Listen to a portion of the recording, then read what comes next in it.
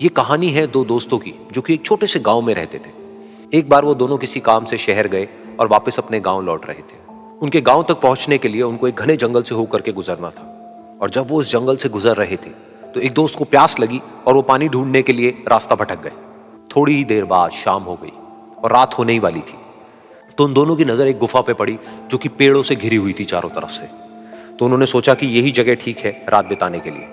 तो दोनों ने कुछ लकड़ियां इकट्ठी करी, उस गुफा के अंदर गए और आग जला करके वहां पे बैठ गए। रात का वक्त था, गुफा के अंदर आग जल रही थी, बाहर बिल्कुल अंधेरा था और कुछ जानवरों की आवाजें आ रही थी। तो उन दोनों में से जो एक दोस्त था वो अंदर ही अंदर डरने लगा, क्योंकि उसने भूत प्रेतों की बहुत कहानियां सुनी थी कि रात के वक्त जंगल में कुछ भयानक आत्माएं भटकती हैं और अगर उनको कोई ऐसा भटका हुआ आदमी मिल जाए तो उसको नहीं छोड़ती।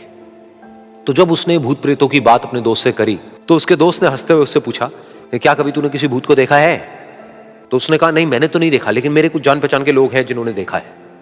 तो उसके दोस्त ने उसको समझाने की बहुत कोशिश करी कि यार ऐसी सुनी सुनाई बातों पर विश्वास नहीं करते हैं, अब तू सो जा और मुझे भी सोने दे, मुझे नींद आ रही है। और इतना कह करके उसका दोस्त वहीं पर लेट गया और थोड़ी देर में सो गया।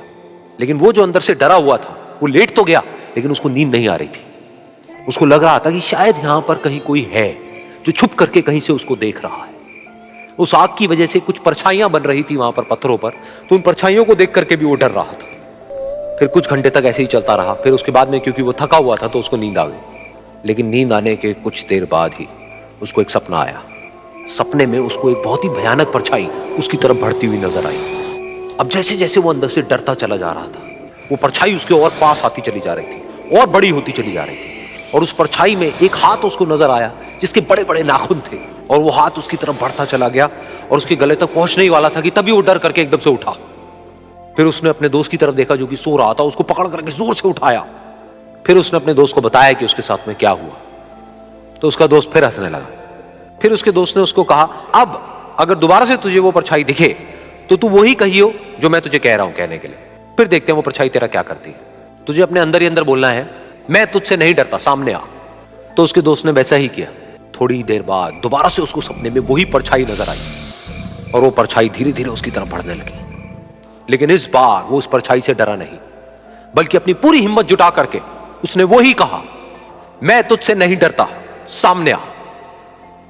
मैं तुझसे नहीं डरता, सामने आ। मैं तुझसे नहीं डरता, सामने आ।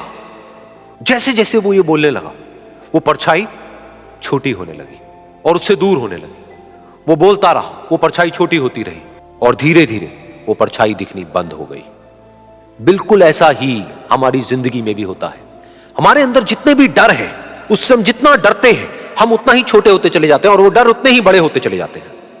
लेकिन अगर हम अपने अंदर के डरों से नहीं डरते हैं और उसका सामना करते हैं तो दुनिया का ऐसा कोई भी डर नहीं है जो कि हमें डरा पाए।